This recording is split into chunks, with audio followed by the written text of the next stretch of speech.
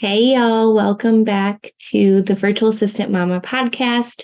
I'm so excited to share with you this interview I did today with Kristi Winfree. She is a former teacher turned transaction coordinator. So she's talking all about her journey out of teaching, how she got into transaction coordination. Is that the word? And how you can do that too if that's something you're interested in. So I'm super excited for y'all to listen. Let's just go ahead and jump right in. Do you wish you could be the present mom you've always wanted to be, but still need to provide an income for your family? Are you tired of scouring the internet for legit jobs that will replace your income and that you can do from home in your PJs? Hey friend, welcome to the Virtual Assistant Mama podcast. I know you're over there Googling jobs for moms, legit work at home jobs, or start a side hustle, yet you can't figure out how to take that first step. So instead, you stay stuck, do nothing, or start random side hustles to try to make quick money. Becoming a virtual assistant is the answered prayer you've been waiting for. My name is Ariana, and I'm a former teacher turned work-at-home mom who replaced my teaching income as a virtual assistant in just 6 months. I did this by taking a step of faith and following the dream that God placed on my heart to be home with my babies. Mama, your dreams pale in comparison to God's dreams for you. Imagine offering services that light you up, working with clients who value you and pay you what you're worth, and having a job that works around your life and not the other way around. This is the podcast for you. It's time to take that first step. Are you ready? Here we go. Hey, Kristi, thank you so much for coming on the show with me today. My pleasure. Thank you so much for having me. I would love it if you would just start by sharing with my listeners a little bit about you, a little bit about your teaching journey, and just all the things. Yeah, absolutely. So I am based out of Texas, and like you said, I was a former teacher. I currently own a transaction coordination business now, which is, every time I say that, people don't have no idea what I'm talking about, but it is a kind of like a virtual assistant in the real estate world, but we only focus on the transaction part of the contract. So once a contract gets executed by the agents, then they send it over to us and we handle like details, documents, and deadlines and all the communication back and forth just to make sure that the transaction's running smoothly. So a virtual assistant or an assistant in the real estate world might be doing like the agent's marketing and helping them write contracts, do all types of things, answer phone calls. We don't do that. We just are solely, we've got that one piece of the puzzle that we're solely focused on. So yeah, that's what I do now. But I was a teacher for 3 years and it's been a while now. I think my last year teaching was 2009. So it has been quite a while, but I taught 8th grade math.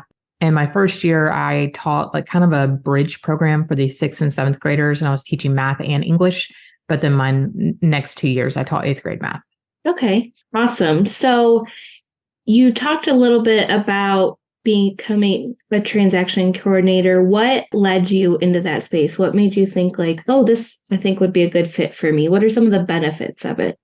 Yeah, so I kind of stumbled on it, to be honest. It wasn't something that I even knew about, just like a lot of people that we talk to, they don't know what a transaction coordinator is. And when I first got into real estate, I guess I was kind of on a self-discovery path of trying to figure out what I wanted to do. Because when I was a teacher, I became a teacher shortly after I got out of college. I got my teaching certification and thought that would be, something I really loved doing. And I did love it in the aspect of like the teaching aspect, but I found that for me, it was so much more classroom management than it was the actual teaching.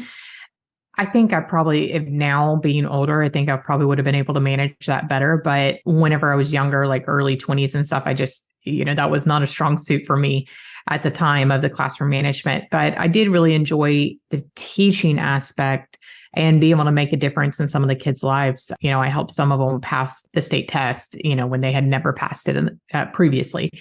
But I did start kind of going down the soul searching path of, okay, what would I enjoy? What's my next steps? Throughout college, I waited tables. So I went back into that for a little while I was trying to figure out what those next steps were. And they kept trying to move me up into management, but I knew that wasn't something I wanted to do. But I think he was the regional director for the restaurant, worked out of our restaurant. So I ended up becoming his assistant for about a year and a half. And I really enjoyed it, but it was kind of there wasn't really much growth opportunity. I was kind of capped at where pay wise and everything like that. I was at the highest of that position would actually pay. So I started looking again, what do I want to do with my life? And I found this book called 48 Days to the Work You Love by Dan Miller. And he really challenged me in the book to think about, okay, what is it that I'm passionate about? I knew I loved music, and I knew or at least I thought I loved real estate because I had read that book, Rich Dad, Poor Dad. And that really sparked like the passion for real estate. And music, I'm not musically inclined, but I always thought it would be really fun to be in the music industry. However, I thought real estate was probably a safer bet. And to get into it, it was like a low risk. It only cost me about $1,200 to take my real estate classes and the test.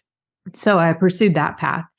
And then whenever I got into real estate, I did find out I really, really enjoyed it. And I was pretty good at it. However, my first year as a agent, I realized I wasn't like skilled in the real estate sales. Like that's not a strong suit for me, but I was really good at teaching and helping other agents. And so that led me on a path of becoming an assistant coach. So I was training agents on contracts, training them how to like get more business, set up their systems, their processes. And then I did that for about a year and a half, but it wasn't enough to pay my expenses, my living expenses. And so even though it was something I loved, I financially couldn't make it work. And one of my other friends had told me about the transaction coordination position whenever I first got into real estate. And she was like, if you don't like being an agent, there's so many other directions in real estate that you can go. And so she shared the opportunity with me. And then I got into becoming a transaction coordinator and really didn't know if it was something I was going to like or if it's what I really wanted to do.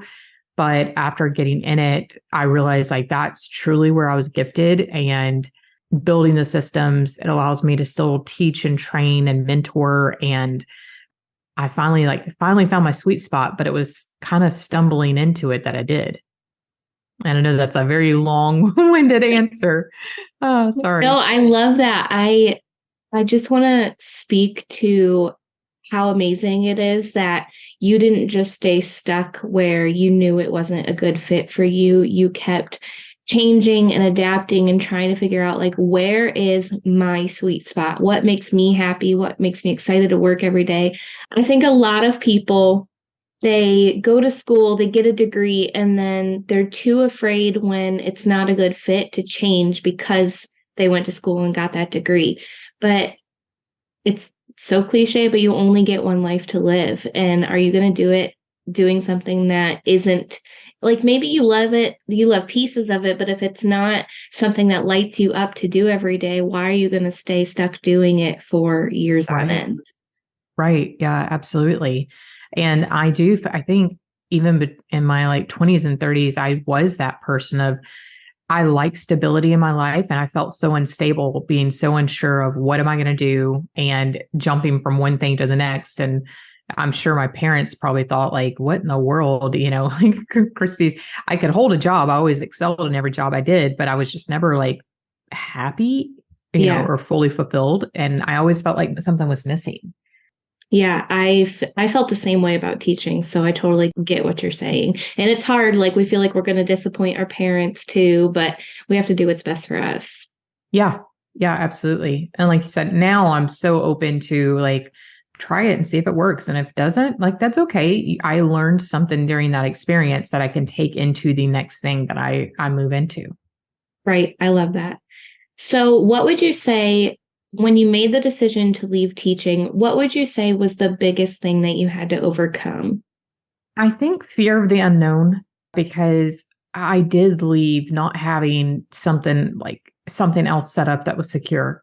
I stepped out in faith and knowing that I did not want to do another year of teaching because, with teaching too, you're signing a contract to say you're going to be there for a full year. And you don't want to leave anybody high and dry or the children or anything like that. So that's a big commitment to sign on for a whole nother year.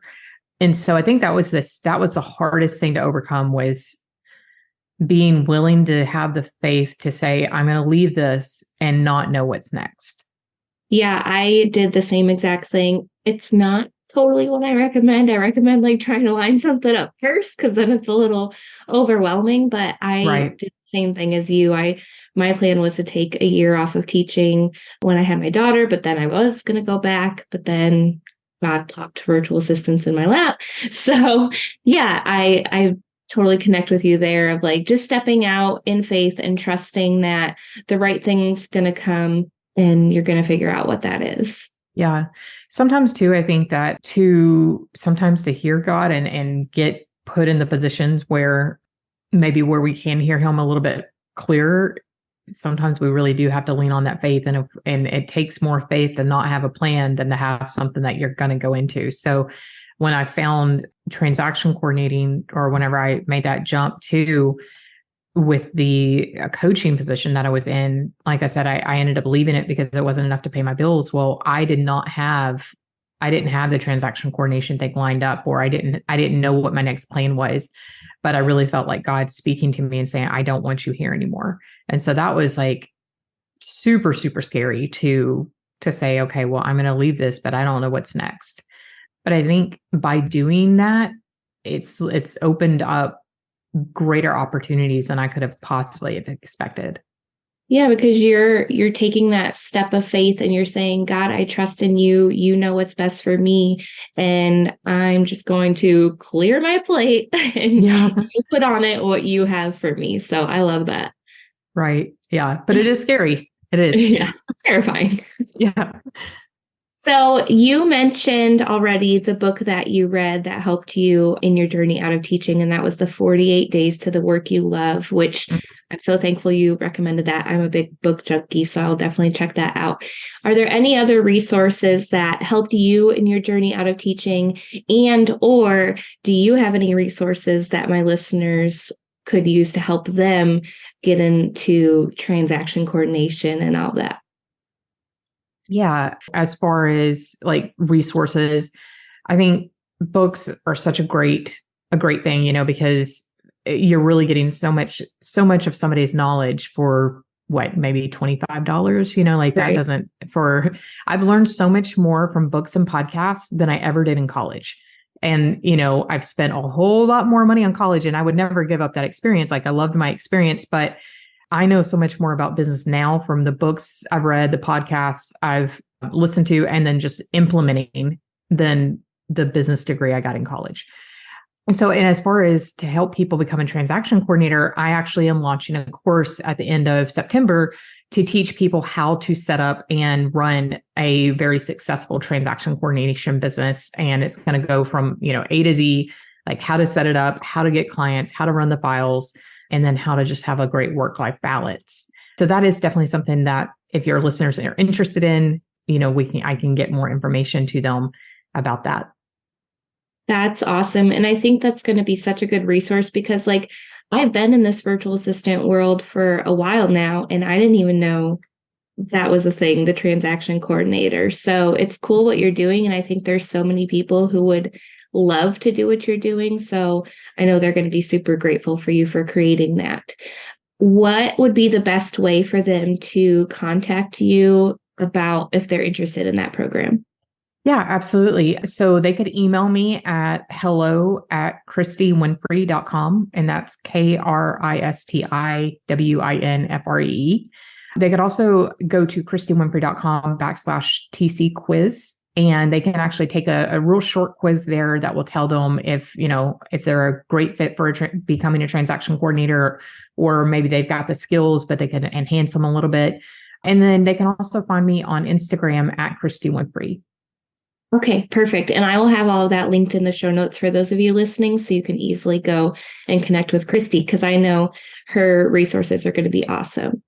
So it has been such a pleasure having you on with me today, Kristi. I have one more question for you that I ask every guest that comes on the show. And that is, if someone wanted to start their journey out of teaching or their 9-to-5 in general, but they just felt too overwhelmed, what would you tell them? That's a great question. So I would say first, listen to your heart. What is your heart saying? And don't ignore what, the feelings that you're having. And then just take it one step at a time. We can only do so much every day. Your checklist, if you're like me, my checklist is forever long. I can't possibly get everything accomplished in one day, but 1% better every day will make you 37 times better within a year's time. So, and this year has all been about growth for me, and it's been one step at a time. That's awesome. I love that advice. And I think we all need to just take that step of faith and keep working to better ourselves. And that's all we can do, right? So, yeah, absolutely. All right. Well, thank you so much for coming on. And to those of you listening, make sure you go check out Kristi's resources. If you're interested in learning about the world of becoming a transaction coordinator, go check it out because I know it's going to be awesome. All right, y'all. I love you so much, and we will see you in the next episode. Thanks so much for hanging out with me today. I would love to bless you with a free gift as a thank you. All you have to do is leave a review of the show on Apple Podcasts. Take a screenshot and send it to podcast@virtualassistantmama.com. I'll send you a code so you can snag my virtual assistant toolkit for free. And don't forget to come hang out with us in our free community, facebook.com/groups/virtual assistant mama.